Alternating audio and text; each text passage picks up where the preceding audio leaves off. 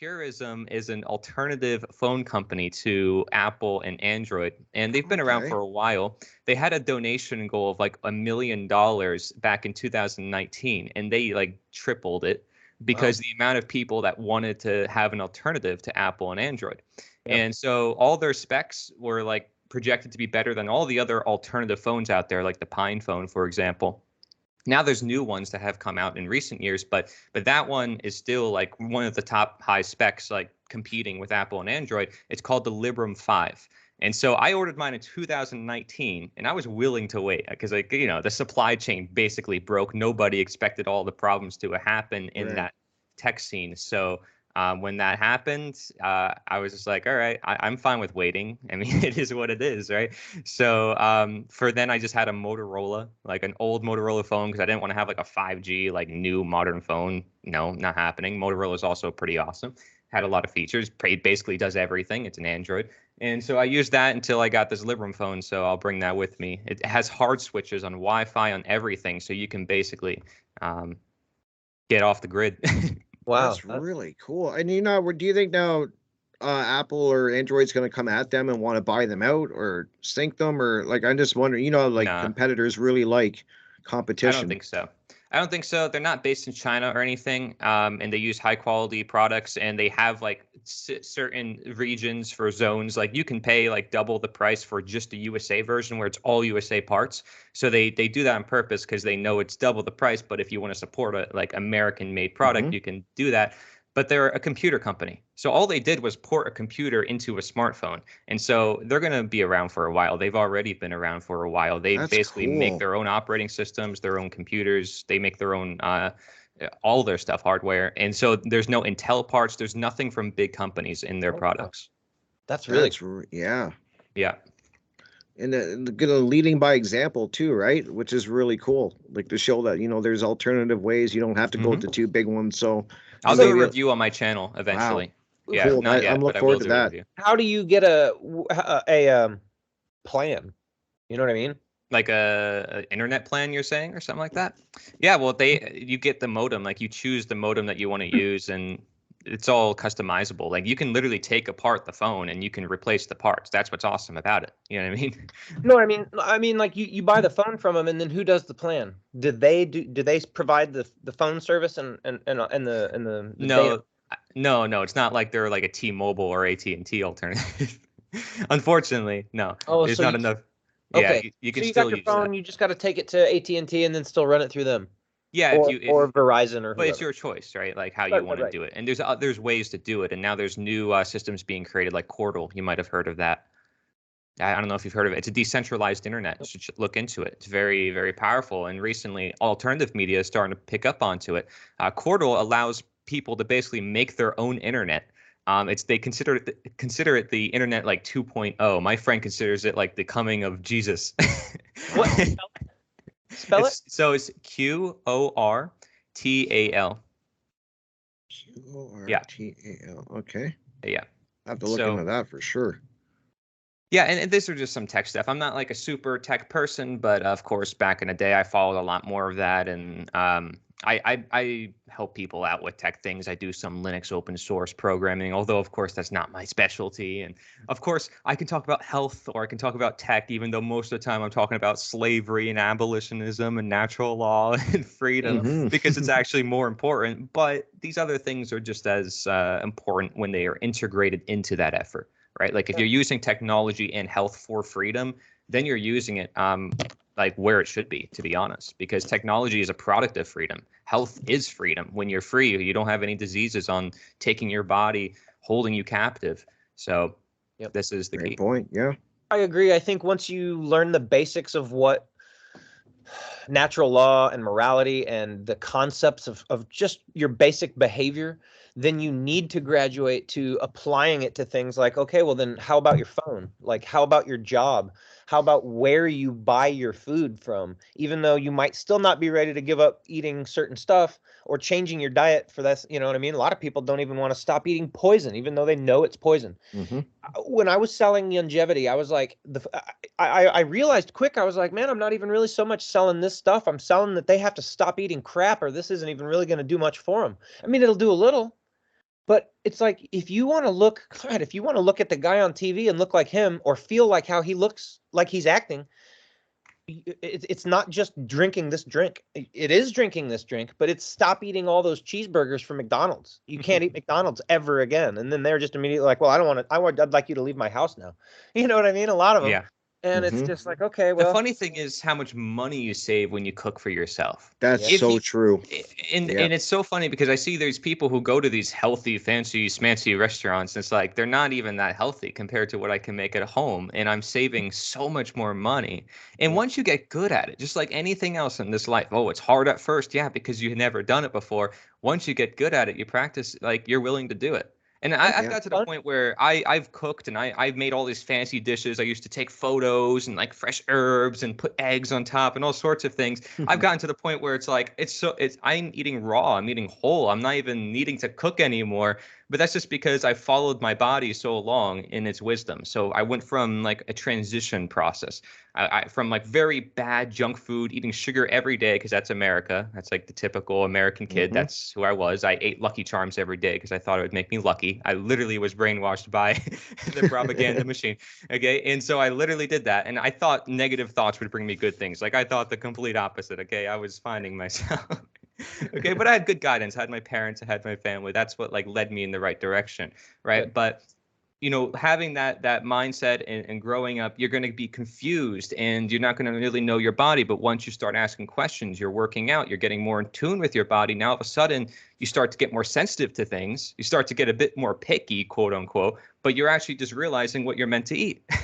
Yeah. And so I started doing oatmeal experiments. I would add coconut oil. I'd start adding cacao. I'd start adding vanilla. I'd start adding peanut butter, cinnamon. First, I started with a basic cinnamon and honey. Then I transitioned out of sugar altogether. I was like, okay, what if I just do peanut butter and cinnamon? It didn't allowed me not to add any sugar.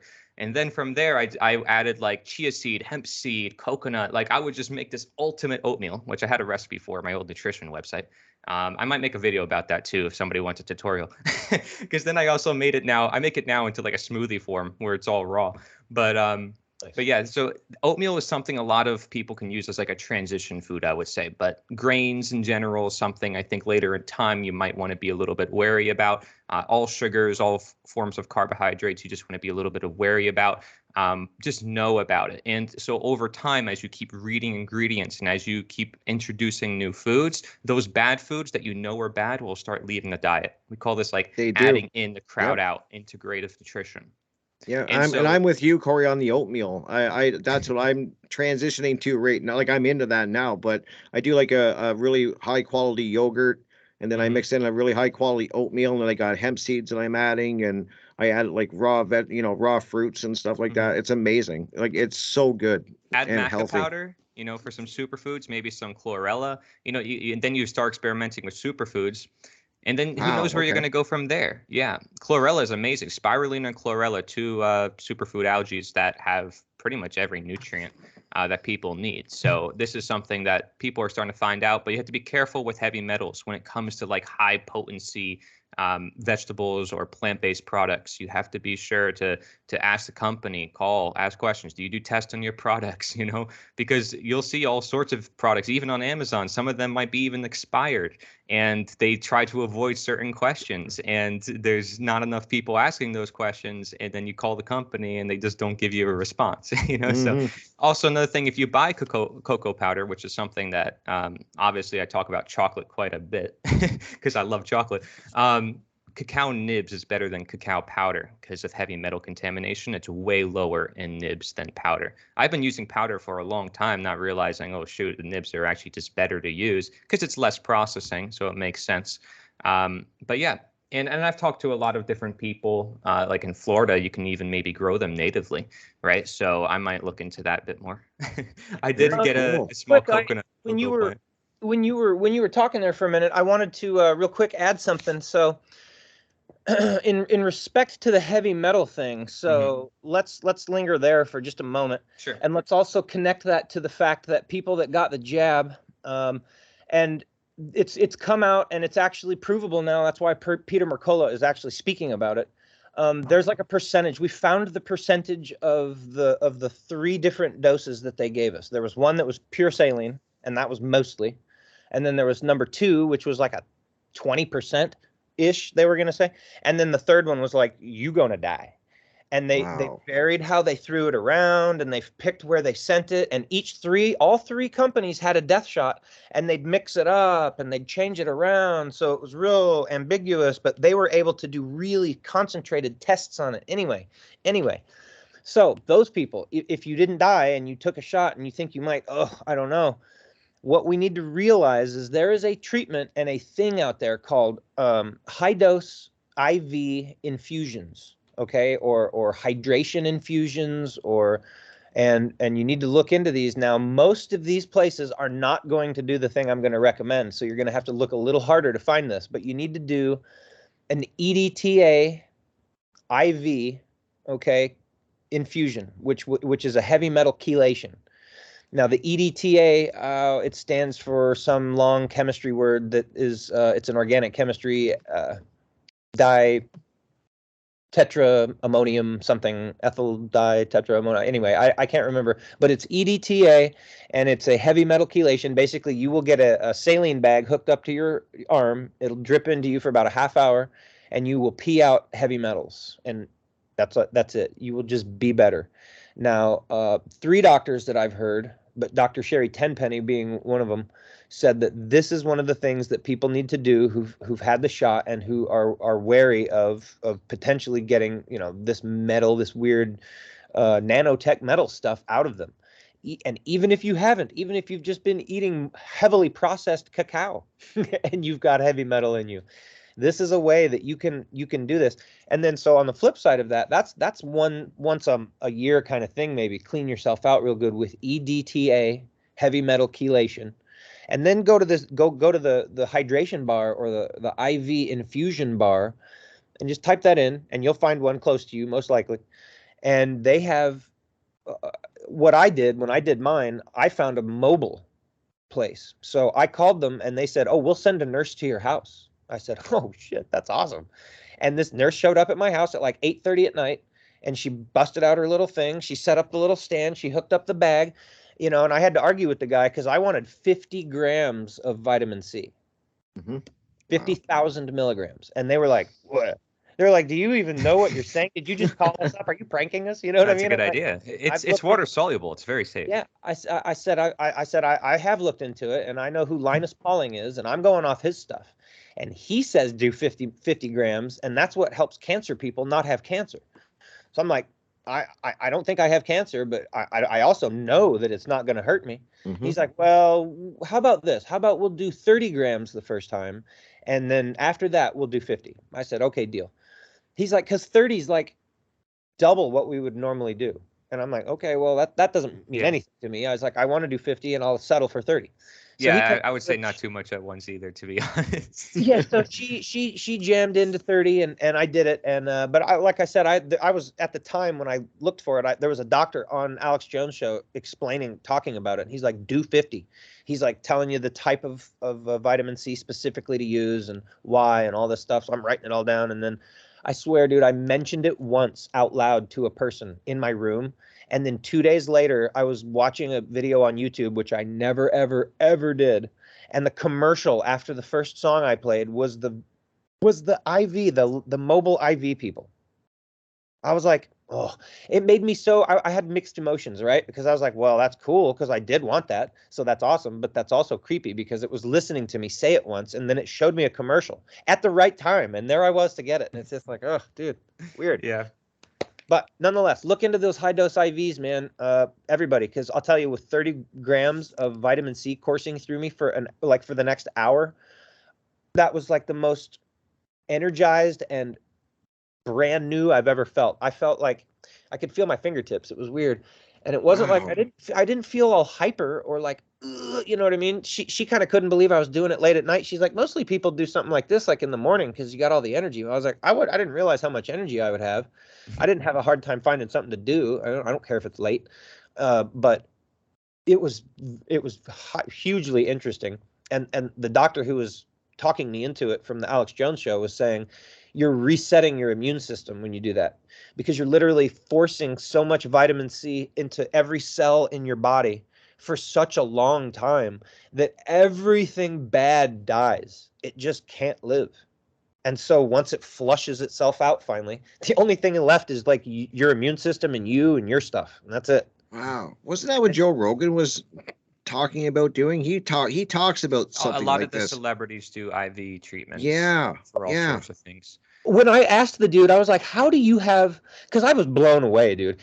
First of all, he was freaked out that I called him. He goes, what are you doing wanting to just find somebody to inject all this vitamin C into you? And I was like, well, who are you to have a mobile nurse traveling around to do this? How many people want to do stuff like this? He goes, mostly it's high level businessmen and we lived in Colorado at the time. So athletic people that were like hungover or I need to be going in 20 minutes. You know what I mean? Like get here. And then they come over, they jam him up. And then that hour he drives to work and he is like rocking and rolling. And he was hungover when he woke up, you know? I wonder what that cost. I'm just curious. I'm just thinking out loud. $100-ish. Okay. That's not bad, actually. Yeah, there was a doctor in Pennsylvania that I knew who offered that too, because he was outside of the medical system, like he was independent. So he offered all sorts of things like that. And so, it definitely can help a lot of people. He had like literally a whole like menu option of which IV do you want to get. And my friend Mary, so Rick, you remember Mary? She's been on our show. Yep. I told her about it and dude, she joined up to the club and she's been doing it like 5 times a week for like 3 or 4 weeks now. She said she doesn't even go to her pain clinic anymore. She's like, it's changed my life. I'm like, oh, wow, that makes me so happy because she used to be so miserable. And I was just like, I don't know what to do. And then at one time I just thought to tell her because she was having a liver issues. And I'm like, oh, you should chelate yourself with this stuff and go look at these things. And the next thing you know, she's like, I do them 3 times a week. It's so good. I spend all my money on it, but I love it. And I feel good. And I'm like, awesome. That's good. So great to hear. I do want to say from nature's point of view, like I do want to provide people with the ability to do it without injections or IV or anything that might seem intravenous, as it says, or injectory, because there's a lot of people who are injecting themselves with all sorts of things nowadays. Like I'm finding out in Florida here, all these jacked up men are stinking low in testosterone. And here's me over here, like my testosterone's fine. I'm not jacked up or anything, but like they look jacked, but in reality, they wouldn't if they didn't take all these different peptides and steroids that they say are not steroids, but still technically are because they need it for their testosterone. I'm like, why are all these men low in testosterone? And this is very public. This is very mainstream that the sperm count and the testosterone in male and men are just, it's failing, it's not doing so well. And of course with women too. And if all these things happening, it's all influencing that. Heavy metals are particularly one of the most important topics, like you mentioned, because it's transgenerational. It's something that can affect children later on in time and over generations of time. And it's very difficult to get out of the body. And it's something that is increasing, particularly in the modern day and age. And we still don't even know all the effects. So like this is definitely a future like topic, especially being exposed to all the different technology and with all its metals and what it's made out of. A good book that I know about is Food Forensics by Mike Adams. He wrote this probably like 2016, but he basically goes over all the food items in your pantry and breaks it down which ones are likely to be contaminated. So this can help the average person. And one thing that he does recommend is actually 3 different things, making like a smoothie out of this: chlorella, strawberries, and peanut butter. He found this because he owns a lab, of course. He does lab work. One of the only apparently in the world. And he was trained by different physicians, and I followed him for a long time. He found out that these particular foods were very effective at doing that. So chlorella, strawberry, and peanut butter. Now, strawberry, if you look at it, it's like it has all these fibers. The fibers is what's really pulling out those metals in the body. And if you look at fruit pectin, all you got to do, simple search for fruit pectin, you'll find out fruit pectin is very efficient at taking out heavy metals. Now, what did Jonathan also mention? Vitamin C is good at it. Well, what has vitamin C? Fruit. So fruit is the key. And not saying that everybody should just eat only fruit. Fruitarians who are going to probably end up with high blood pressure and a lot of problems because it's not sustainable. You still need protein. You still need fat. But you definitely should have fruit in your diet because you need the potassium, you need the vitamin C, and the things that meat does not have. or really good quality proteins and fats. So it's a perfect carbohydrate. It digests easily. It's got these special fibers that don't interfere with your digestion. Fruit is clearly a human food. We can reach up to a tree, we can grab it, we can see the color, we sense it, we smell it. We have all the different enzymes in our mouth, right? So this is one that is less disputed, which is why so many people, like I said, go toward that fruitarian route. Yeah, we can all agree on fruit. Yeah. Anybody that's like, no, dude, not fruit. God, you're just hurting the poor fruit. I mean, I've heard that. Don't laugh. Fruit. Everybody's like, even the people that like come on with the plants are sentient beings, which I agree with. And I posted that the other day, and somebody said it on the Food Forest Abundance page. They're like, oh, well, shit, what are we going to do then? We got to eat air. And I'm like, no, because listen, fruit and berries and nuts and seeds are all gifts, man. Those are all free back right to there. They don't kill anything. So, yeah, no harm, and no they don't foul. want to It's be crazy hearing people say that, though. I hear that too. They're like, well, you're eating plants, you're killing life. And I'm like, oh, okay, so. And it is. There's no way around it. Yeah, like, I mean, but statement. it's just weird. It's a weird spin that they're trying to put on it. Well, I will say that the plants don't want to be eaten. They have anti-nutrients. They have defense mechanisms. Like if you just try picking a tomato, see how all the thorns that are in the tomato plant. Try look at like berry bushes. I'm doing a dragon fruit right now. It's a cactus. How many times do I hit the spike with my hand? Like every time.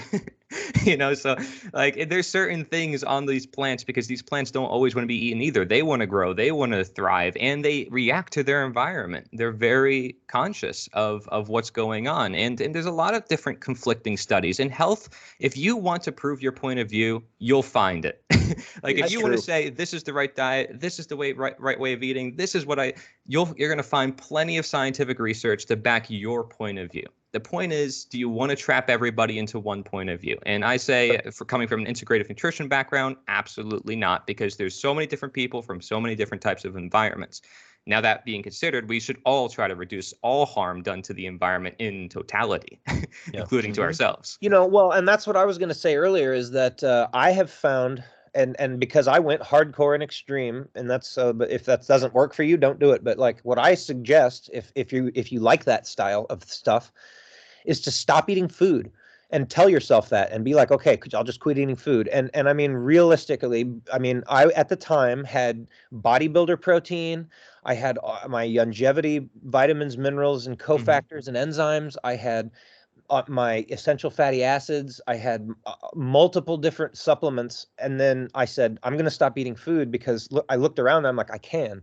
You know what I mean? It wasn't something I planned on doing for long term, but I needed to lose weight. And I knew, well, if I stop putting calories in, my body will burn this crap off me and then I'll thin up. And that's how it worked. And then I just got used to not eating that much.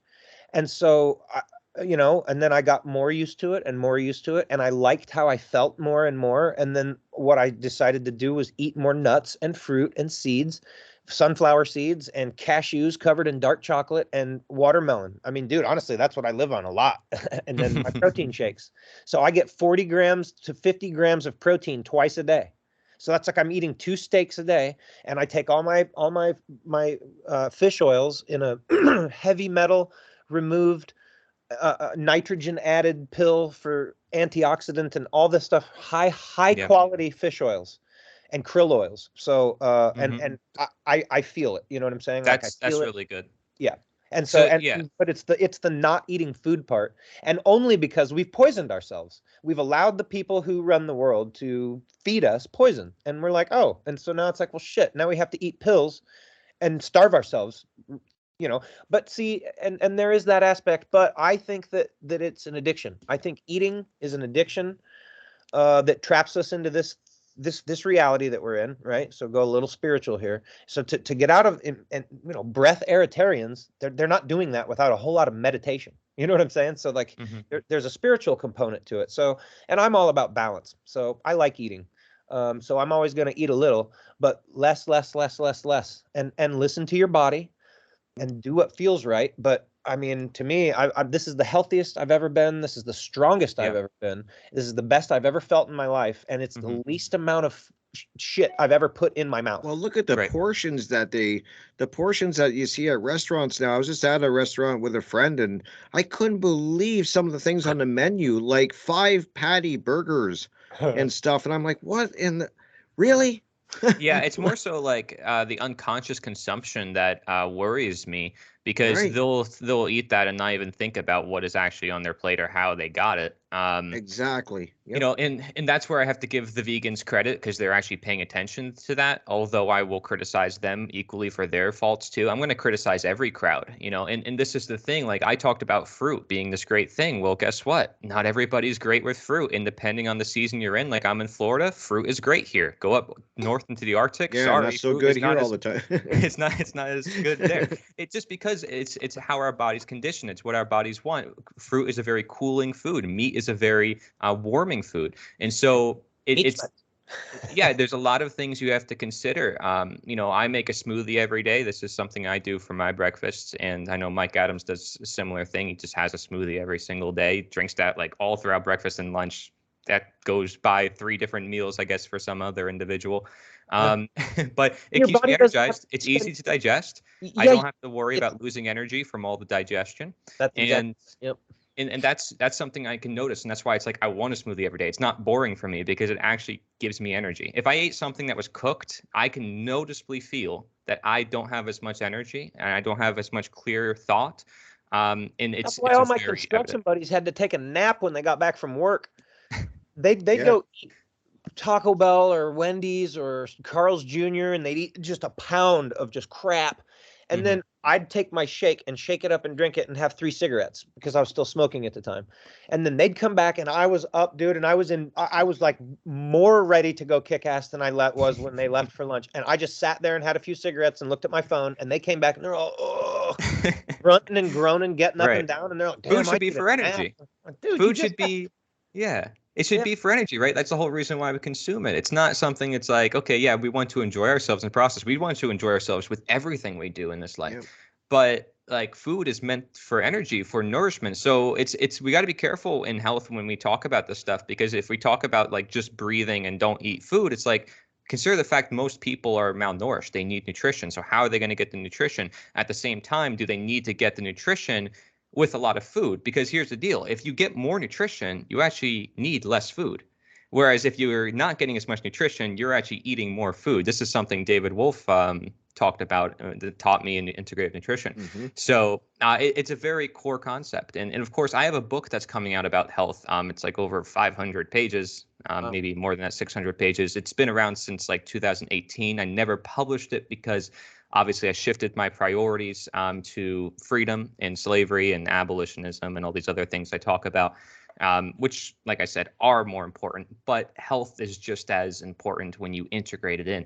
So I will be releasing that in the coming months, and with a companion book that is much, much shorter. So it's much easier for people to digest it. Ha. Yeah. But Good, man. That's fucking jinx. Oh, but absolutely. It's not about nutrition. It's about digestion. You know, you are what you digest, not what you are what you eat, because everybody and what digests you absorb. differently here. What you absorb. That's what Yes. Dr. Wallach would say. He'd say Right. you are what you absorb. You can put all the crap in your mouth all day long. If you don't absorb it, it's not good or bad. It's not doing any good. But you have Going to back to your absorb nuts and seeds, right? Like, you don't absorb all the protein because it's not all bioavailable. This goes for a lot of plant foods, which is why meat products tend to be superior in this regards, is because you're getting maybe 50% of the protein. And then let's say you cook it further. And then let's say you have no enzymes with it. I mean, how much protein you're actually getting at the end of the day. Now, if you're consuming it raw, you're going to get it, the most. But then you also have to deal with all the hard fibers and then the cellulose and all the anti-nutrients. And so it gets complicated even then. You don't have those problems with raw milk, especially raw goat's milk, which is way better than cow's milk. That's amazing. Yeah, And I love goat milk. I'm gonna get some goats.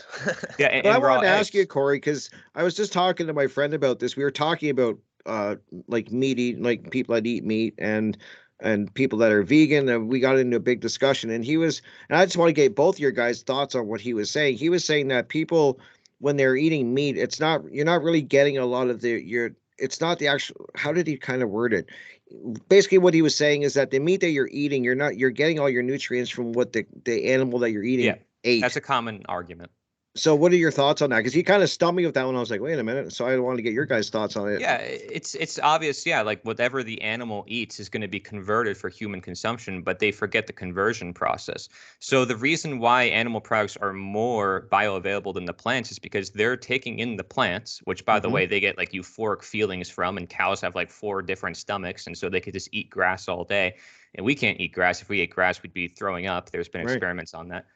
But yet people are eating grains, which are derived from grasses, if you go far back enough. And if you look at these animal products, they have the bioavailability, but they have B vitamins and things that plants don't have at all. So people can make that argument and say, well, whatever you're getting from the animal is just what the animal ate. It's like, no, they're converting it into nutrients that basically the plants don't have if you just ate the plants directly. So that destroys the argument. Correct. Okay. And I agree with that. I do. And I just like what you said about that. The thing where I go with the veganism, and I don't like that word because I'm not a vegan. But I like the idea of consciously evolving. Like I sat down one day and said, I want to eat less food. And then, hey, a year and a half later, I'm able to. 3 years into doing that, I look good and I feel good. And I'm in real good control of my diet. Not perfect control. Awesome. And I still don't do things that I still have progress to make, but man, I've done a lot. And so consciously, I don't want to have to kill another animal. Right. You know what I'm saying? Like, I don't want to, because I'm going to have animals on my farm and I'm going to fall in love with them. And what I'm not going to do is go take a hatchet to them one day because I'm hungry. Yeah. I just, and that's me personally. I don't think anybody else has to do that. And I don't think you're going to hell if you do. And I don't think, whatever. You and I have talked about this before. It's like companionship too. Like if you provide them with shelter, they provide for you, provide for them. Like I told you, I had to go around with a shotgun at a farm I worked at to protect the chickens from a fox or the hawks that are going to come and kill them. And the chickens want your protection. They want to be there with you. Like and they enjoy their environment. They're taking baths with each other in the lake, and they're having fun with the goats, and they're all playing together. Yeah. It's like the Garden of Eden. I know. I can't wait, dude. Yeah, I know. Yeah. Yeah, my brother's gonna have to run into that. He's not quite there yet. He's doing great. My brother Jonathan and I have seen great progress with my brother with a farm and stuff like that. But he's raising turkeys and stuff like that. And I'm just like, I couldn't get rid of them. Like I just not raising them. I couldn't do it. But yeah, it's regenerative agriculture to keep them around, use their fertilizer to use their products so that they give you and you give them your products. Like it's a giving and getting situation. The plants also do really well around the animals, and the animals do really well around the plants. Like everything just works together perfectly. And I went to go collect some cow manure from my buddy down the street who's 2 years ahead of me on his homestead. And so he said that, dude, he doesn't even have to mess with the cow shit anymore because the chickens, they literally go root through it and spread it out. and in 2 days, a gigantic patty has been spread out and picked through, and it's fed the chickens, and it's now fertilizing the ground, and it's not a problem. It doesn't have to be moved. There's no flies. So it's like the whole problem got solved because he's got enough chickens now. So it's just like, and then because now there's enough cows, there's enough crap, there's enough chickens, then there's enough turkeys and then ducks and geese work well together. I don't know exactly how, but they do. Yeah, he's got those. Real good. Yeah. So yeah, I just can't wait. And the idea of not having animals because I feel like I'm somehow enslaving them. Oh, contraire, mon frère. I don't feel that way at all. Like I feel like you can do that. You certainly can end up that way, but that's not my intention. And I've had people come at me and tell me, friends that I know that are just a little bit extreme, and they just say, oh, well, if you're even going to have animals at all, then you're like a freaking warden. And I'm like, no, that's not true. People have to ask questions more when they think someone's wrong. I know, like just telling them how they're wrong, and then that's the definitive it. Kind of a discussion, yeah. I feel like it would be a lot better when it comes to any topic concerning truth or anybody thinking they're right on anything, because the truth is nobody knows anything. Like everybody's trying to figure out things, and everybody's got their different perspectives, and we need to see that. That's the value of individualism and respecting each other as individuals, rather than having some collective bias judgment saying this should be imposed on everyone because we think it's right right for everyone else. Like that's what governments do. This is what they're designed to do, is to say, well, we think this is how the world should work for everybody and should work this particular way. And it's just like, if you're starting to put a blueprint over all of life of how it should work, you're basically saying that you want to be God. And literally that's what government is doing. Like, it's not a figurative expression. This is the whole book I wrote on it. Government is unnatural, anarchy is natural. It's basically detailing exactly that, because it's literally doing that. There's illusions that people live with. And then there's people who say, well, what about paperwork? We need to use paperwork to prove we're freedom. And I had to put out a short recently, which is kind of funny. It's like the American founding fathers walked up to the British. They're like, hey, look, this paper says we're free. Like they would have never done that. They're just like, we're a bunch of farmers. We're free. Like, we're just going to free ourselves from like the greatest army on earth. And we're just going to do it with a bunch of pitchforks. But But it's funny because people just go to another illusion. They go from one illusion to the next illusion. And I'm willing to admit my books and what I create are illusions, but I don't claim that my illusions are reality or truth itself. Government does. Yeah, you're putting it They're out there. Claiming, they're claiming that their illusion is actually like the truth. That's what makes it illusory. Being able to see something as an illusion doesn't make it an illusion anymore. You see past it. You see the truth. So that very dynamic is something that I've been talking about with understanding nature and what is not nature, etc. Right. And it just helps people see everything in their life, not just the food they eat, but everybody, the people that they're around. I mean, just yesterday, I went to a roller rink because, I practiced roller skating for down here in Florida. And That's I'm like, awesome. Which is pretty cool. But I went to like all these people, like they're younger, right? Like they're slightly younger than me and they're my generation. But like, I just look around, I'm confused. Like, I look confused. They look confused. It's like, there's no fashion sense. There's no music sense. I just don't get it. They're on their phones. It's like, does anyone feel like this maybe in my generation that can understand this? Now, yeah, it's easy for somebody who's like 40 or 50 to be like, yeah, look at these young kids and look at them. They're confused. But I'm in this generation and I'm looking at my own generation and I'm like, what is this? Like, what's going on here? Like, they're very expressive, but it just seems kind of confusing to me. And then I wonder why, they're so confused within their own head when it comes to certain the microwaves that they've turned on us over the years have hit such a high frequency now that like we're literally seeing it's like right before the heads start popping, and like that's what we're seeing. That's why it's just so crazy, dude. And not just your generation, but it affects younger kids and because you guys haven't fully developed yet. And back when I was that age, there was no cell phone towers, man. That's not to say there wasn't radio waves and shit they were hitting us with, but no one was carrying cell phones on them. That was like not a thing.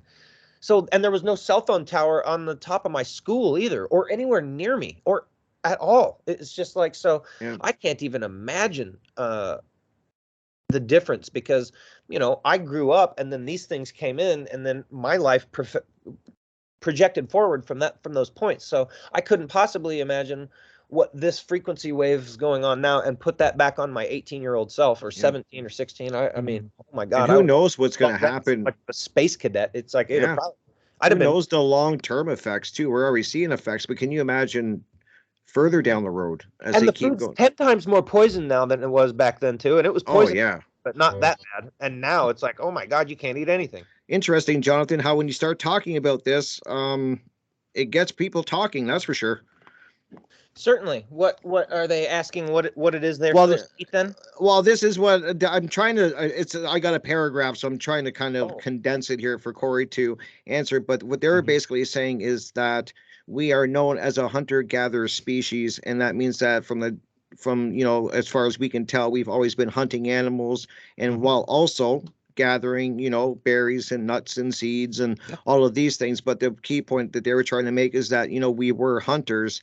So they think that maybe eating meat and isn't more important, but their kind of argument is that the way that they're doing the mass farming now, they don't agree with. But if you're a hunter and you're out doing it and you're harvesting and you're keeping everything you can, it's kind of different. So I know it's a lot, Cory. But I want to get your guys' thoughts because that's what they're saying. Hey, real quick, I just want to say something, and then Cory, I'll let you have the floor. But sure, okay. So where I come out with my stance on it is that Sure. Yep. We always have. If you look in the past, that's exactly right. We have always been doing that. I'm looking into the future, and I'm not trying to go back there. So, and that's my answer to it, really. So it's like Yeah. we have always in the past done that. We've also always in the past had government. And Right. so I Good don't point. plan to Yeah. do things the same. And provided my health can stay the same, and that's it. It's a matter of courage and faith, right? So you got to have some courage and some faith that you're gonna do and find the right thing, even though it's gonna be a little skewed from the norm. And your body will tell you if you're failing. Your skin color, your eye color, your energy level, everything else, your hair falling out, whatever. And when you're kicking ass, you'll know it. So Yep. that's my answer to it. Is Okay, that cool.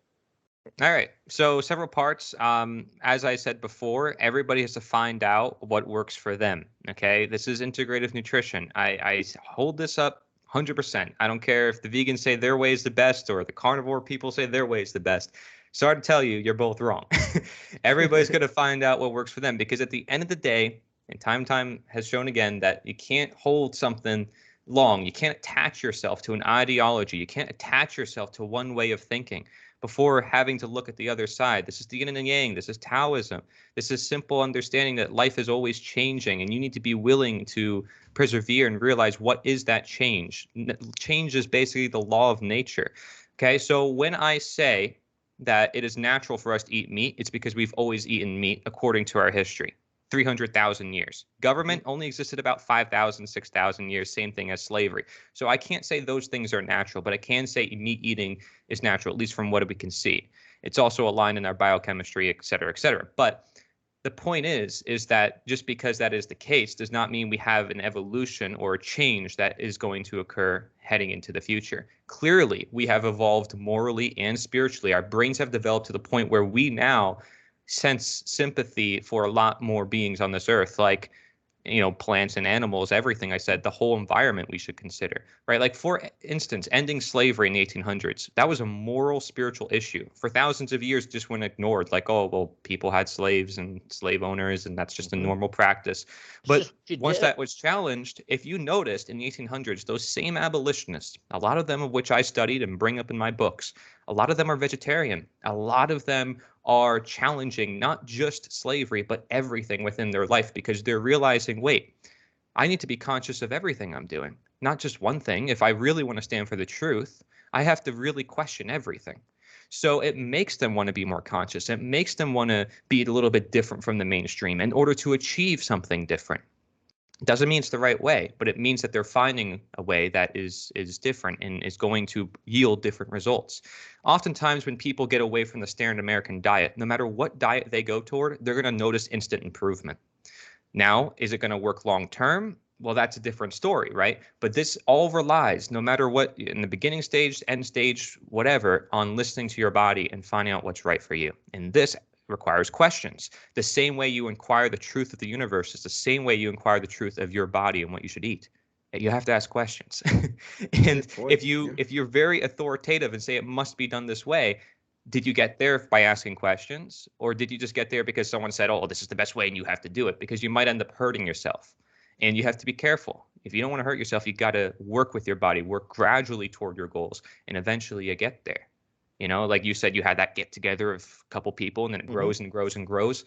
Nothing happens immediately. Somebody wants to lose weight. It doesn't happen immediately. Yep. We may want it to happen immediately, but why does it take a journey? Why does it take time? Because it teaches us. It teaches us a lesson of preventative science, not just treatment. And that's why it's important that we look at integration in particular and abolition, which well, real quick, I'll say on that, like when I decided I wanted to lose like my giant fat gut that I had on me, because I had gotten sober, and I was like 6 months sober now, and I was just eating like a pig, and I went to go stay up at a hotel and work every day for 6 days a week, and I'd get out and there was a huge mirror there so I could see myself every time I'd shower too. And I watched this video that explained to me very clearly. They were like, so you can lose weight eating cake if you only eat 300 calories worth of cake a day, and you burn 2,000. And they're like, you can eat cake every day and lose weight. And I went, oh, wow.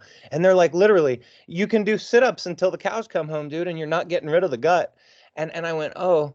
And that's when I went on the I'm going to stop eating food. And it took that month living up in that secluded apartment to like I there was this little I'm working at the top of Glenwood Springs in Colorado. So there was one convenience store, and then we went to the top of the mountain. You could come down for lunch and you go back up, and that's it. And I would come down and I'd buy just a cup of noodles with butter on it. That was it. And I was like, that will be all I need, and I'll just stop eating food. And I kind of struggled through that part a little bit. At night I'd have a sandwich, and I lost so much weight that month. You know what I mean? So you can do it. You can lose pretty good. I'm saying you can get pretty good results pretty quickly. It's not going to happen immediately, like you said. It is going to take some time and some effort. But if you go a little extreme, you can get some pretty good results. I lost 40 pounds in 2 months. I think among those lines, people can try fasting. There's different types of fasting too, so people can look up different charts of different types. One like popular one is like the 16-8, I'm pretty sure, right? Where you do like 16 hours of sleep or whatever, or anything else, and then 8 hour is like a window of which you can eat. So as long as you're eating within the 8 hours, the rest of the 16 hours, you basically do whatever. That works for a lot of people. And that's considered intermittent fasting. And it has a lot of benefits. And yes, it can help with spirituality or meditation or whatever else you're doing, because you'll notice you have a clearer mind. You're being able to be more present, more focused. Now, when I say you will notice or this will happen to you, find out for yourself. Don't just take my word for it. And if you don't experience that, then do something else. Like this is what I mean by listening to your body. Because everybody's going to throw around a bunch of claims, like I said, which everybody can try to prove their point of view. The point is that you are the only person living in your own body. It's the only true home that you live in. And it's a journey. It's one that has to be experienced. So go with it. Have fun with it. Make it a journey. Always want to learn something new. Always want to cook some different recipe or add in some new superfood, see how you're going to feel and see what happens. Because you might be surprised. You might run into a scenario like Jonathan where it's like, oh, this one thing is life-changing and made my whole life better. Now, you might have scenarios where you say, oh, well, this one thing was really bad, but at least then you know. Yeah, and you only know from the experimentation. And then you know what else to avoid. And then you know what to add in. So as you integrate by adding in foods, like I said, those bad foods naturally go out. Like I'm talking about the processed food. Like if anybody's out there eating fast food, like you'd mentioned McDonald's before, anything like that. Start adding in the foods you should eat. Okay, everybody basically knows, like, yeah, I should be drinking more water. I should be exercising. I should be doing this, that. I'm asking you, what do you think you should do? Not what do I think you should do? What do you think you should do? And think about it. And there's something that everybody always has in their mind, like, oh, I know I got to do more of this. Okay, so then put into action, maybe write a list, make some goals and schedule it if you have to. Find a way to do it. And as you add in more of the things you should do, which doesn't require a doctor or a coach or anybody to help you figure out for yourself, you will naturally get rid of the things that you don't want in your life so much. And as you integrate, you're going to abolish. I talk about abolitionism, which is the end of slavery in the 1800s. How did you end slavery? Well, it's by adding in the idea that humans are free. Adding in the idea that humans are equal to one another. If you don't add in that idea, guess what? Humans can never be free. So with every riddance comes an integration. You can't just take something out of the diet. A nutritionist can come up to you and say, take this out, take this out, take this out. It's like, what about adding in? They never consider that. And that's why it gets so restrictive on people. And they're like, what do I eat? What do I do? And it's such a good point. And it sounds very pressuring. So do the opposite. Start adding in good foods rather than taking out the bad foods. And the bad foods will naturally go out on their own. That's Cory, that is such a powerful. I'm so glad you said that, because that was key for me. It was doing this adding in. And what was bad, like what I started to do was getting rid of fast food and stuff like that. And I would start just slowly. For me, I had to do it very gradual and add in good food. And then what I noticed very quickly, actually, this is what I did notice quickly, is that I was eating less. When I was eating like a lot of unhealthy food and fast food, I seemed to be hungry all the time. When I started eating high quality food, I wasn't hungry. Like I could go way longer between meals or snacking. Absolutely. It was really incredible. And then just to conclude, so I can let Jonathan get his thoughts in too, is that it was so important too, because I have a sweet tooth, bad one. For me, my thing was cookies. I love cookies. So I was like, how do I get rid of that? because I'm still going to have this sweet tooth. It's not going anywhere. So what I started to do was get rid of the cookies and then started adding in fruit. So I would have a banana or I would have an Right. orange when I got that. And that worked. That got me over that hump. So, but it took time and I had to play around a little bit and experiment because some fruit wouldn't get rid of the craving. And so I found like a banana for me gets rid of that sweet tooth for some reason. So that's what I do. So I just think you're bringing up great points that, Huge. start adding, because that was what a game changer. But I started to eat way less as the quality of my food got better. Yeah, cravings are a big sign of something you need to listen to your body for. It's Right. like if I'm craving something sweet or salty, maybe it's because the previous meal I had was sweet or salty. So I'm asking for a balance. So like, let's say I ate something salty, my body's going to want something sweet. Let's say I had something sweet, my body's going to want something salty. Or maybe I had something dry, so it wants something wet. Or maybe I had something cold, so now it wants something warm. It's like this yin and yang balance we're dealing with, in addition to all the seasons, in addition to these are all the reasons why people can't just take advice from people on the internet on anything that relates to their own health and their own life. And which is the whole reason why, again, you can't have governments ruling over people's lives, telling them how to live their lives too. Yeah. My buddy Bradley came out for a visit, and he was watching me eat, right? Like, so I was basically showing him, I was telling him how I ate and what I did and how I got to where I'm at. And then basically just being an example, and like, and then he was doing exactly what you hit on. So he was saying to me, "Oh my God, I don't know what the hell to eat. The internet tells me I can't eat anything. Everything's bad." And I'm like, dude, first of all, he was afraid of fruit because, oh my God, it has sugar in it. And I said, dude, listen to me. First of all, I said, do you really think that it's bad for you to eat fruit? Think about this now. Come on, common sense for a second. If only you eat fruit, yes, then it's probably bad. But my God, dude, it grows on trees. Like, I bet it's probably for the most part going to be okay. Even though I know all these places you've found that says, oh, it's sugar. It's like eating a Snickers bar. It's not like eating a Snickers bar, dude. And that's what he believed that. Some weirdo vegan freak out there, but for sugar, had told him that an apple was like a Snickers bar, and he believed it, or he didn't know what to believe. And then he was like, well, and then he's got Mark telling him you can't eat animals at all for any reason, and then you got other people like you saying you better eat meat or you're dumb.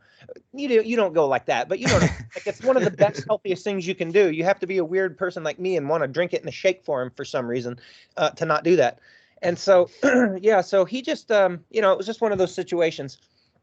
And I think that, damn, I had a brain fart. I forgot where I was at in that little point.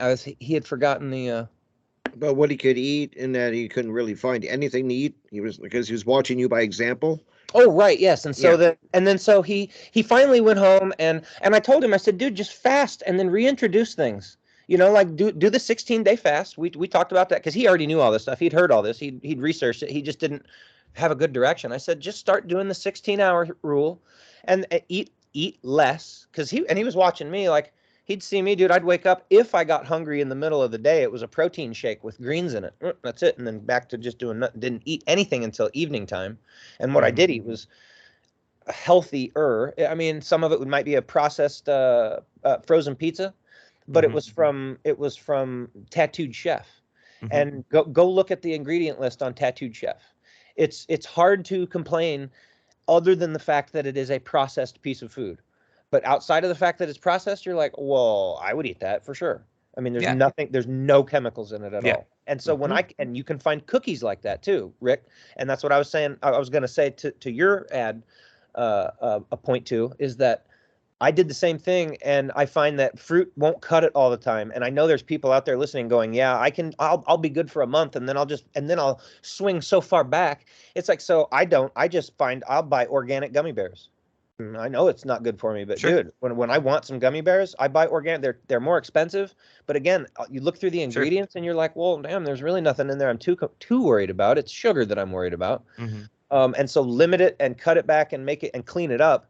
But don't restrain yourself to some unrealistic thing that you're not going to do, because you won't do it. And then you'll fail, and then you'll feel bad, and then you'll give up, and then you'll be back to McDonald's. So don't do that. Just be realistic about it and just start buying clean stuff.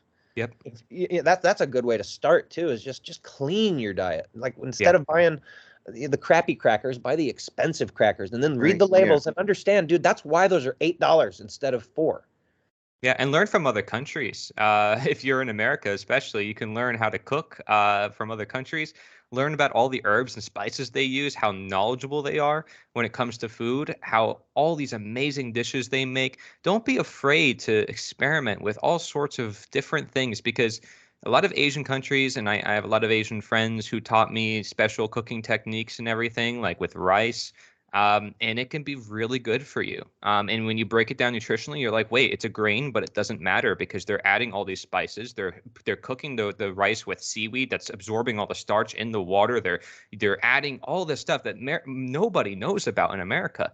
It's like, and they're using these seasonings that are exported overseas, but like they're made really well with all sorts of exotic ingredients. It's like, no wonder, right? They know their stuff, and they're always Right. with their families. Or oftentimes, you know, what's more important than food is the off-plate factors, which I have a lot of special names for this, by the way, in my book. So I'm not going to like spoil anything, but but basically, off-the-plate factors. This is just like my term I'm going to use for now until the book comes out.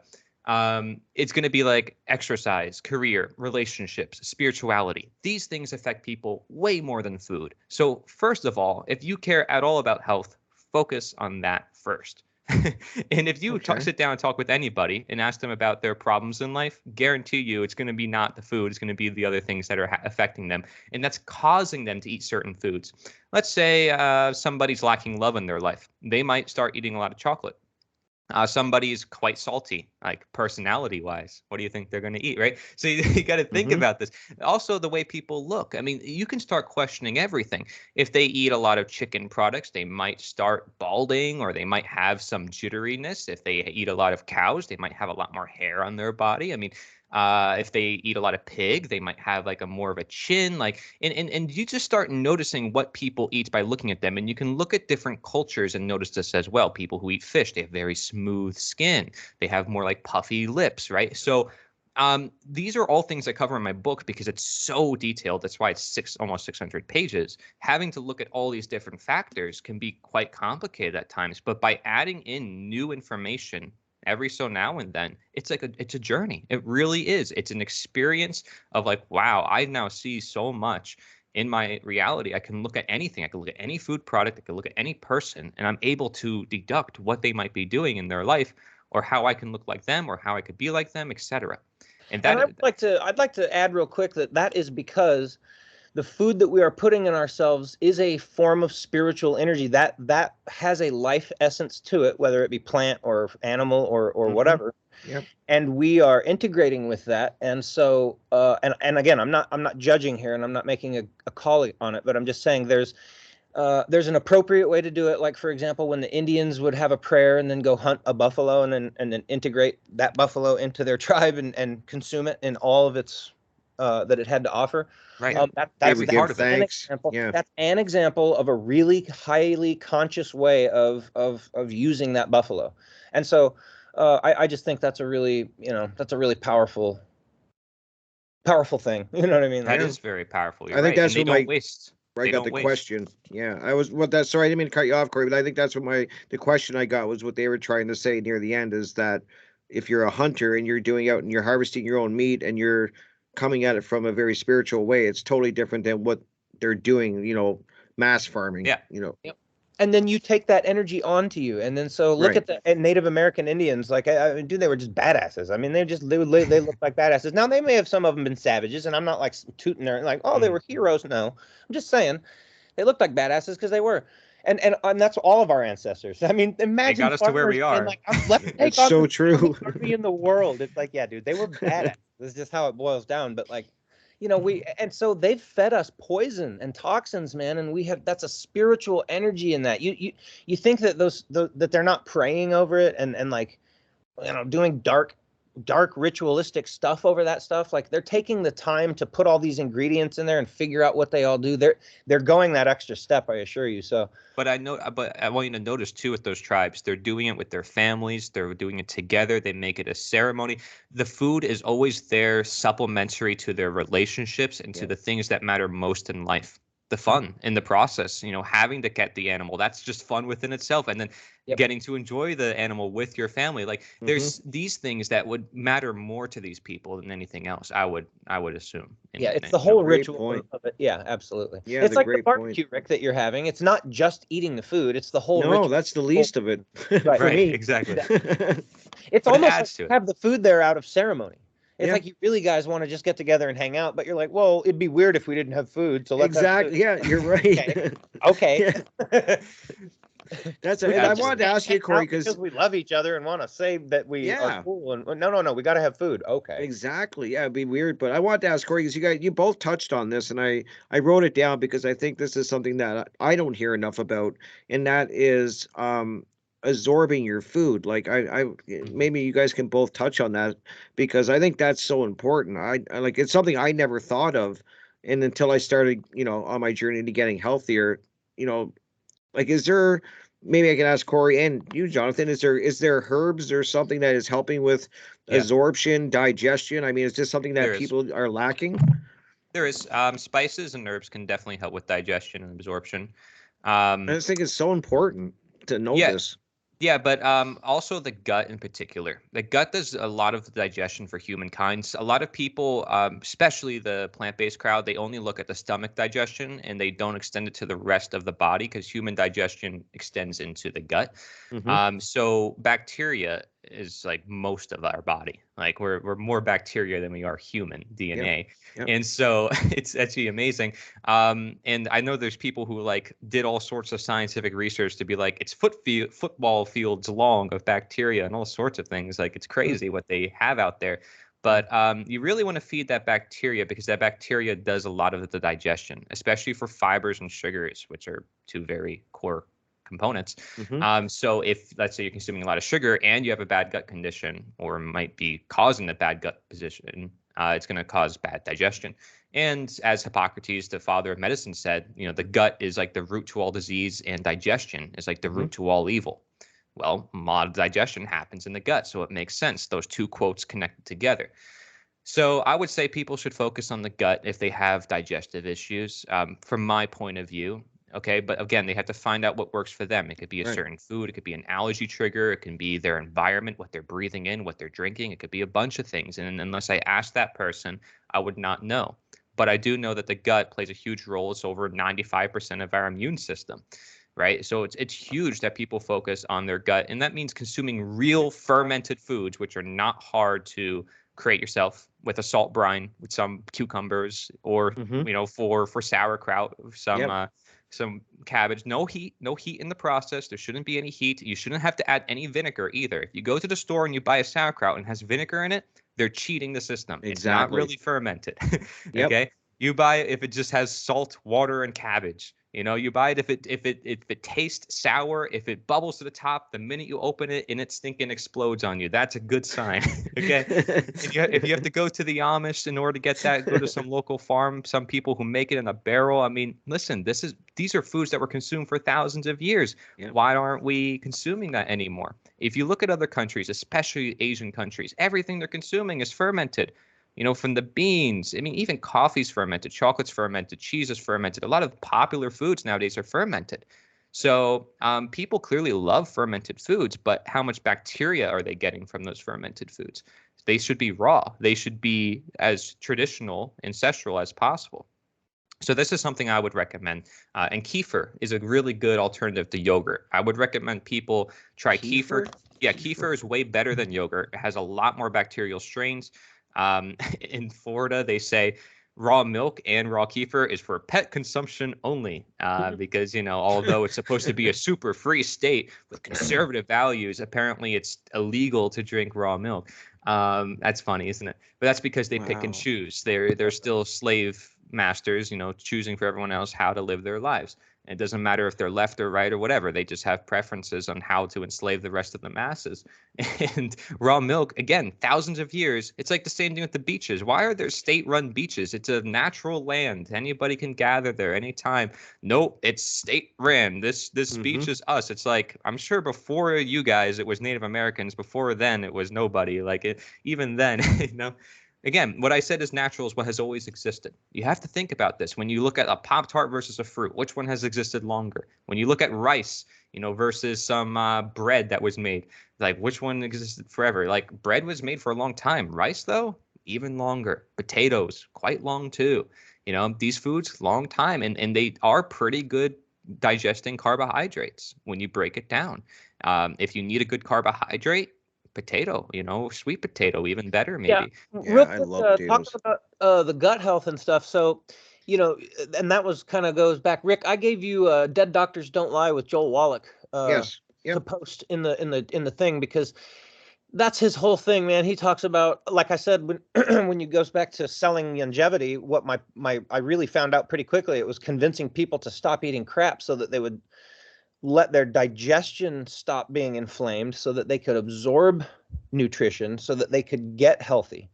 And it was all his whole shtick. And Ben Fuchs and Dr. Peter Glidden, their whole thing was talking about gut health and how to reduce inflammation in the gut so that you could then absorb things. And so just, I mean, real quick, aloe is a really good thing. Oh yeah, You can eat. There's tons of different. Just type in aloe gut health, and then boom. you Oh my can grow God. that easily Okay. too. Yeah, there's powders, there's goos, there's all sorts of different things. You can just eat aloe if you wanted. Like aloe vera plants, you mean? Yeah, Aloe vera, Oh, just geez, I got a ton of them in my house. pure aloe. You can just eat it, and it a lot of uses for aloe.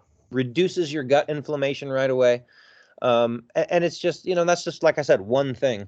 But absolutely find a good probiotic. It is best, I think, to ferment your food and do things like that where you can have it naturally. But most likely, if you haven't been doing something like that, you are so far off of the trillions that you're supposed to have in you that you need to find yourself a good 100 billion CFU gut restore probiotic from like Ancient Nutrition, right? The Dr. Axe store. Yeah. They have some of the best probiotics, and they got, I mean, He does. and you just tear that up for a little while, you will notice fantastic differences in your energy, in how bad it smells when you go, dude. All these things change, and your frequency and like the consistency, and you start realizing, oh, dude, like you eat a bunch of food and then only so much comes out, and if you're eating the right foods, you realize you're actually utilizing it, and then only the waste is coming out, and it's like your body's being efficient now, and you're not putting all this weird chemical crap into it that it doesn't know what to do with, so it kind of shoots it out like a fire hose, and you're like, ugh. And you know what I mean? That stops happening. And like it's amazing when these things work together. So you reduce your gut inflammation, you restore the gut bacteria, and then you stop eating crap, and then you just realize, wow, man, you lose weight, you feel better, you got energy, you're not as hungry. I'm just giggling, Jonathan, because like I just had a friend that ate McDonald's, and he's been suffering now for a day and a half. So I'm giggling just because you're like, oh, it'll come out like a fire hose. Yeah, Yeah, and then like, once you're in tune situation. with your body too, and you start eating junk food, like you're more sensitive to it. You're like, oh shoot, I shouldn't have done that. Like you start feeling it now more, the bad foods, because now you're really in tune with your body. So it actually makes you more sensitive in some regards. So that's actually a good thing, because then you know what you should be eating, like I said. So it is a process, it's a journey. And Jonathan, that was really good. And tips. filter your water too. Filter. Yeah, I That was want to talk key. about water. So water is very Yep. key, right? But it doesn't hydrate you. So let's get into that.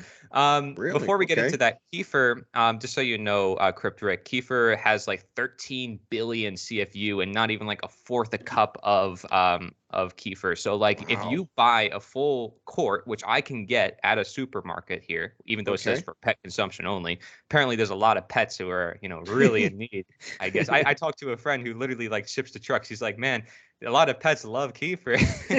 So anyways, you get a whole quart from a supermarket. They sell it raw kefir. Don't buy it pasteurized. Raw Okay, kefir. okay, raw kefir. I know, I was lucky to find this in the store, because that's even rare to Where get do it they raw. sell it? Next to what? Where is it Yeah, at? like next to what? Sprouts is a down south store. I just found that out like not even a couple months ago. Where is this? It's called Sprouts. The Oh, store. Sprouts. Yeah, it's at Sprouts. Okay, so but where in the store is this stuff that you're talking about? It's near all the milks. You'll find kefir, and so it's basically a more liquidy yogurt, right? But again, you're getting a whole quart, 13 billion CFU per Wow. like certain amount of ounces. I think it's 2 ounces. That's like so little. And like, that's a lot of, and you can taste it. It's very sour, but it's good. And I like it. I add it to smoothies, you know. You can definitely, you'll also notice a great difference if you start applying it to your skin for hydration. Because people do this, they add butter or all sorts of things to their skin. Well, this is even better. It's a fermented dairy. This is something that Agnes von der Planets, a very controversial nutritionist, who recommended this. And I actually think it works because I've experimented with it myself. It's very hydrating. It's very moisturizing. And it's more moisturizing than a lot of other things. I'm going to definitely get some. Thank you. People have even been using raw milk as just a cleanser in general for their face. So kefir is even better because now it's repairing a lot of the dead cells with the bacteria. So it's quite amazing what you can see with that. So with water, let's compare water with kefir, or water with raw milk, or water with juicing, vegetable juice. Why is vegetable juice superior? Even though most vegetables have water in it, and like 90% water and cucumbers, stuff like that, how come vegetable juices or fruit juices are better than water? Well, it's because they have electrolytes. They have other things in it. The problem with filtered water, first of all, it's like that word filtered can mean a lot of different things. It's taking out of the water. Again, when I talked about taking out, what are we adding in? That never gets asked in nutrition. What are we adding in, folks? We're taking out. People are still malnourished. It's not going to help them by taking out something that shouldn't be there in the first place. We still need nutrition. So, you know, we need like tons of different minerals. If you go to a natural spring, now, depending on where the listener is at, there's a natural spring probably near you. Apparently, there's a lot of natural springs in Florida, but not a lot of people put them on the map. Probably because there's also a bunch of, you know, storms and hurricanes that mess up everything all the time. But if you just go to findaspring.com, you'll find local natural springs where you can literally bring your water up. People have set up hoses and spigots and everything where you can bring your water, your jug, and fill up natural spring water directly from the source. And that goes through natural springs, that goes through sunlight, that gets through minerals. It has everything in it. It's naturally higher in hydrogen. So when people say, you have to buy hydrogen water, you have to buy electrolyte water, you have to buy mineral water, you have to buy this water, guess what? You're getting all of that within a natural spring that is provided directly from the earth and for free. How amazing is that? And all you got to do, too, if you don't know if there's a natural spring near you, find a source of water and track it down to its source. You can go on YouTube, just how to know if a spring is safe to drink, and you can make a little dam, and then you can test the water, and you can make sure if it's safe to drink. And it's really easy. You just got to find it off of like a mountaintop, and so you just track down the water where it's coming from. There's plenty of videos on YouTube showing people how to find a natural spring or drink fresh water in the wild. So this is what you can do. That would be the best water you can drink because it's literally from nature. Okay, but now let's say you don't have access to that. Maybe you want to do distilled water because it's the cleanest ever if you're really paranoid, or RO maybe is close to that, or maybe a Berkey system. Berkey is like, it has no electricity. That's even better for like survival, or if you want to save some money on electrical. And that's what I use. I use Pro One, which is just like that. But then you still need to add to the water to replenish everything that has been taken out to try to reinstore what it had naturally, right? And well, hang on real quick. Hang on. Yeah? So with the Berkey and the Pro One, like I have, they're gravity fed, and they don't remove any of the mineral content, and they remove toxins up to 99 point undetectable is what they claim. Yeah, it's hard though. Yeah. But reverse osmosis and distilling will remove minerals. Yes. So if you go buy distilled water from the store all the time, it's the best water. It's the cleanest water. It's what they use in chemistry experiments and stuff because it's pure H2O. However, if you're not taking longevity or something else that has all of your minerals in it, you're going to be mineral deficient. Yes. So it is, like you said, you have to add the stuff you're taking out. But I don't think that you're taking minerals out with a gravity-fed system like a Berkey or the. No, you're not. But you're not also taking out a lot of the other pollutants sometimes, as much as they claim, because there's a lot of conflicting research on those systems online. But they are pretty good systems. Obviously, like they have a lot of strong claims to it, like 99% fluoride removal, which is very difficult to do for different filtration systems. So if that's true, great, but it's also hard to support that evidence. And of course, how people handle their machines, if they're replacing them, like the filters in that system all the time. I use a Berkey. I use a Berkey and RO. I do both on purpose because I want to try to get the most filtration. I was drinking distilled before this. This was coming down to Florida. Before that, I had a well in Pennsylvania. So hopefully I can get a well down here, but that doesn't necessarily mean it's clean either, by the way, just because it's a well. Yeah. Actually, like Mike Adams, who again is that scientist who has his own lab, he says rainwater is quite clean, despite all the claims saying, oh, rainwater is not that clean. So you got to experiment and see how does it taste, how does it feel, and all that. But I want you to notice something. So in this, I have water, right?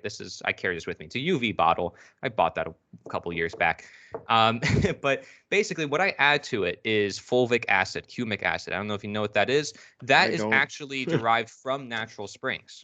So if you want to basically recreate the natural spring environment, clean your water, get a good filtration like we mentioned, and then add the fulvic or humic acid. Now that has every mineral you need. And the reason why fulvic, like FOLVI, okay. FUL. Now, this is helping a lot of people. I know a lot of people with personal testimonies who are like, wow, this really helped them with all sorts of different health conditions. And it's amazing.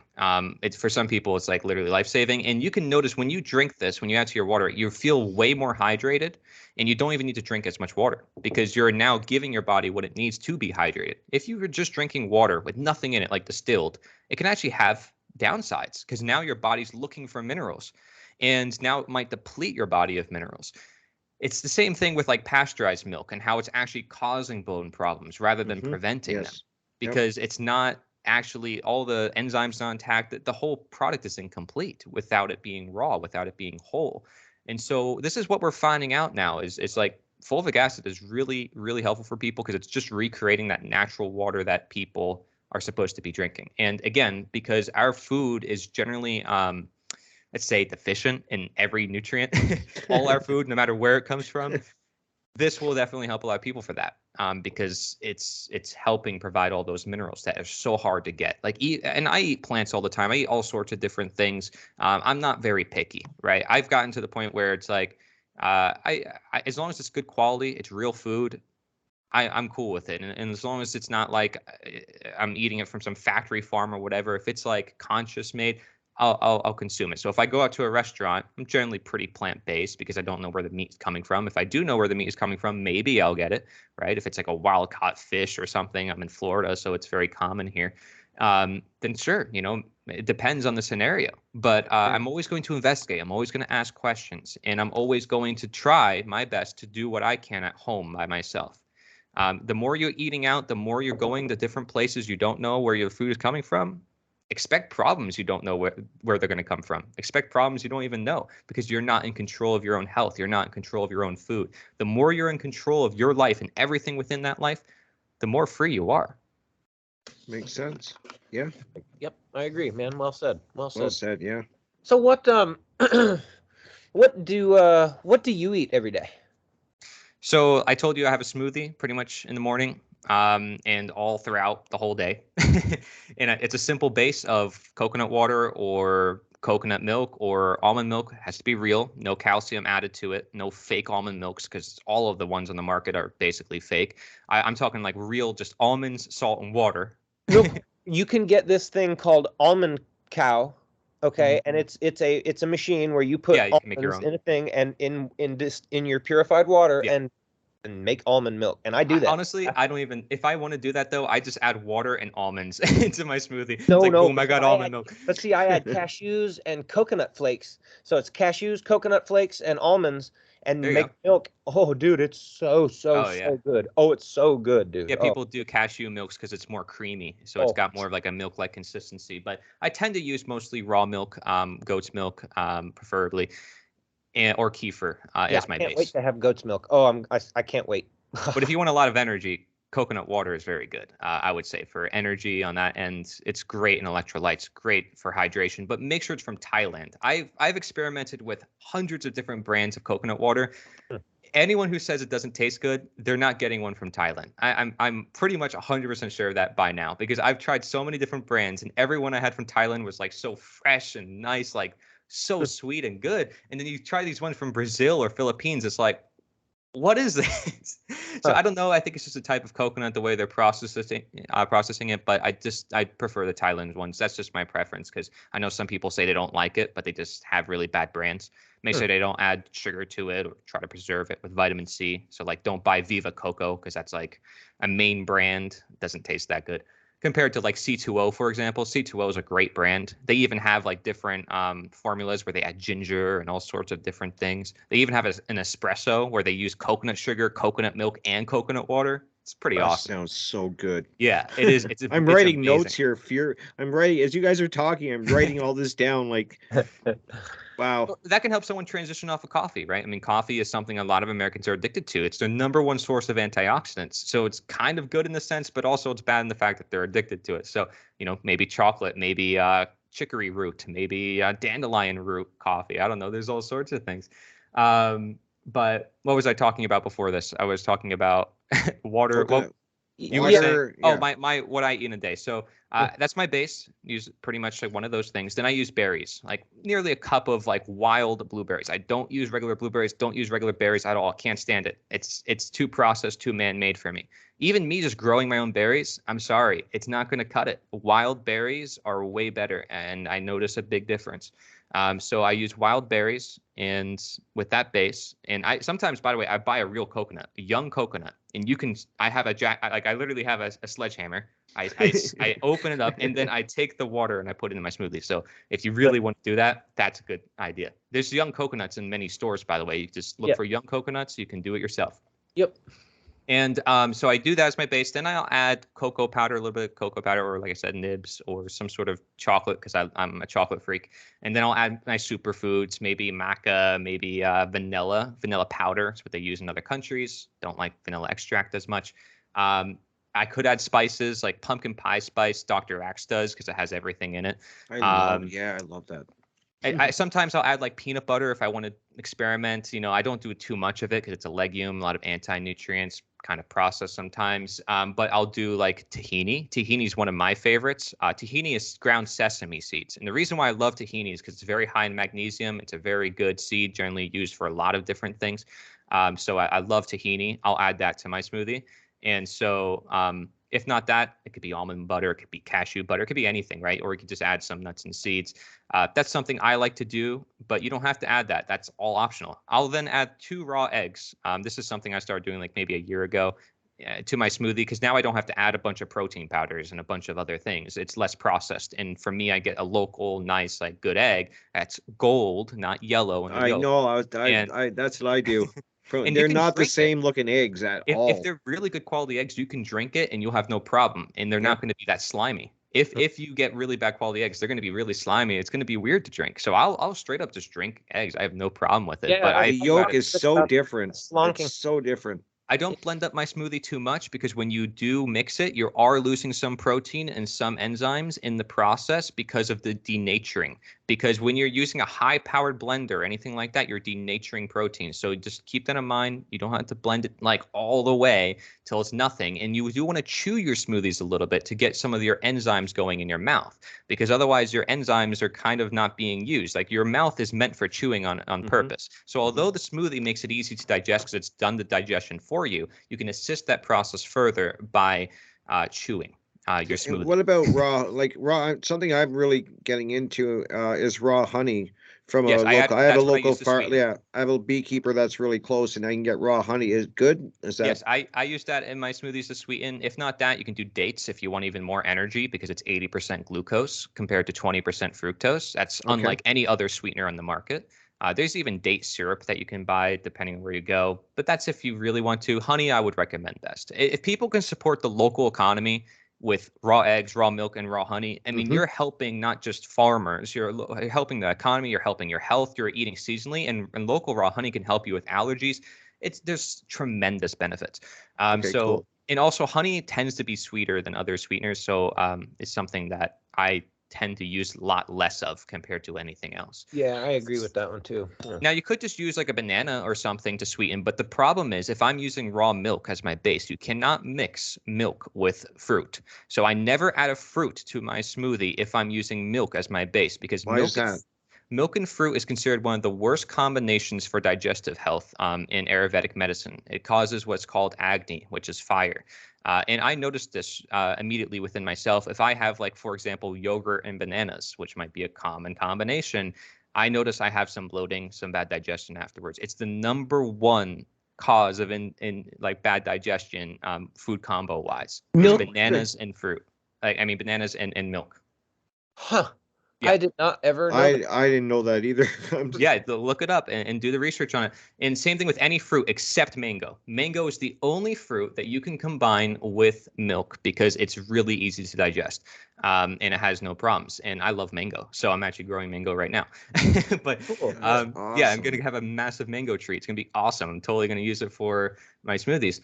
And that I have no problem with. I love the taste of it, and it is easy to digest. And you just eat a mango, man. It's like just digest with ease. And the same thing, like I do raw meat, right? I do raw beef. I even do close to raw chicken. I do raw fish, all sorts of things like that. You could just instantly notice better digestion. And I recommend people, of course, get that from really high quality sources in order to do that and experiment and see. Someone might be alarmed by that. Oh, raw chicken, raw beef. Like, it's like, seriously, why are people alarmed by something people have been doing for so long? You don't think our ancestors ever just like, oh, I'm just going to try a little bit here? You don't think they ever just like, well, I'm going to just have a little bit here and there. It's not going to hurt. Like, yeah, it's going to happen, you know? So I remember when I was a kid, dude, I ate a little ball of hamburger. And I'm pretty sure it was my mom let me do it, and she goes, "Yeah, but I'll let you do this once. It's not really good for you. You could get sick, and you're not gonna get to do it again." But I ate it, and I remember being like, "Damn, that was good." I thought it'd be weird. Yeah. It looked good, and she was like, "It's not what you think." And I'm like, "Well, let me try it." And she's like, "All right, try it." And I did, and I was like, "Oh, that's pretty good." And she's like, "No more. You're gonna get sick." And yeah, it's just what we thought. But anyway, and I at focus that on point, I focus on glycemic index when it comes to health mostly, because to me, insulin is the root to all problems in modern health. From my research, when it comes to obesity, sleep problems, stress, insulin, if you know about insulin and how to reduce like the effects of carbohydrates, then I think you're set. Which is why paleo and a lot of those new sciences are emerging and working for a lot of people. So it doesn't mean you cut out plants or carbohydrates altogether. It just means you know what foods cause like insulin resistance or cause problems with blood sugar. So, ancient grains, quinoa could be great. Rices, like I said, and in fruits that have fiber that slow the digestion. Fruit, you can pair that with some fats to help slow the digestion of the insulin more. It also helps with the absorption. You can't absorb vitamins, certain vitamins especially, without fat. Like fat soluble vitamins, D, E, all these other ones, A and K. I mean, these are all fat soluble, so you want to make sure not to have too much of them, but you can still like get a lot, and you still need a lot. Going out in the sun, don't go out in the sun, enjoy your life, man, and just and do your stuff. Like, I don't worry too much about food because I worried about it to get to where I am. Like now I'm chilling, I eat whatever's real good quality. I listen to my body. I know I'm not going to end up in a digestive distress. I'm not going around reading every label anymore. I did that when I first started. Great. Now I don't need to do that anymore because now I just know instinctually. But yeah, so I have the smoothie, and then later in the day, if you are going to buy processed food, you know which ones you can buy. I mean, so right. it's not like you have to keep reading it, but yeah. Yeah, and like I said, other countries too are going to make way better stuff. But you go to like international markets, you can get all sorts of things. So later on in the day, I just have whatever like cooked meal that my mom provides or my family provides. I'm not too picky. I'm not telling her you should do this, you should do that, but she knows what's healthy. I taught her. Like we basically all are in the same loop. So like just yesterday, I don't eat pasta that often, but I ate pasta yesterday. So be it. But guess what? It was just literally just pasta. It wasn't enriched, wasn't anything like that. It came from Italy. Like awesome stuff. We put ghee over it, not butter, because ghee is better than butter, and put some vegetables over it. And then we got some kibasi that we got from like a fresh Polish place where they make the whole casing and everything. Like it's awesome, So like, and that came from, of course, like a grass-fed animal as well. So that is something I would consider a quality meal, even though it's not considered the healthiest meal. It's like, it doesn't matter. I ate something that I enjoyed, that made me happy, that was easy for my mom to prepare. And that's what matters. If you're not consuming a bunch of additives and random things you don't know, you'll generally be pretty fine, right? So just add in the good stuff. So that's what I eat in a day, pretty much like 2 meals. And then the third thing is just like a snack, maybe if I want later on at night, I'll have like some hard boiled eggs with like avocado oil mayonnaise or Kensington, which is like a pretty good mayonnaise too. Won't use Hellman's, it's fake. But but I'll do some of that. Good, yeah. And I'll have it with like kimchi. Kimchi is my other fermented food that I love. I get it from a brand called Food Ferments. If you're up north, it's much easier to get. But Food Ferments is my favorite brand for sauerkraut and kimchi. If you're not making it yourself, because they make it really like legit. And of all the ones I've tried, they actually bubble to the top, and they're really good. You can have they ship to everywhere, I'm pretty sure, so people can check them out. But yeah, their kimchi is great. You can have that alongside. Again? What's it? What is it? Food Ferments. Food Ferments is all right. That's the brand. Yep, and so that's it in a day, and so, you know, I'll have some chocolate before bed too because I'm that crazy. I'll drink. Chocolate covered. I eat chocolate covered cashews. If I'm not careful, I wake up and I have chocolate all over me because one in my chest, and then I got the meat sweats because I eat protein shake right before bed, and I wake up in the middle of the night and I'm all covered in sweat because I get so hot. But I don't. You and I have too much energy because of the nuts. I think this is what's driving us insane. Yeah, right. Well, I like having the protein at night though, so that my body can repair and heal through what I've done to it all day. And yeah, dude, I wake up covered in sweat. Dude, I am soaked. And I just and if I don't eat my protein shake, I won't be. I mean, literally, it's just that amount. But I don't care. Like, I have to wake up in the middle of the night when I piss, and I change all my clothes too because they're soaked. And then like I go back to bed for a couple more hours, and I wake up and I'm half soaked. So I change again, and I really that's worth it to me to know because I wake up with full energy. I feel great. Then I'll have a high powered, high protease content digestive enzymes with no food, and that goes through my body, and anything left over from the previous night or anything else, and then so for hours, then I'll do the fast.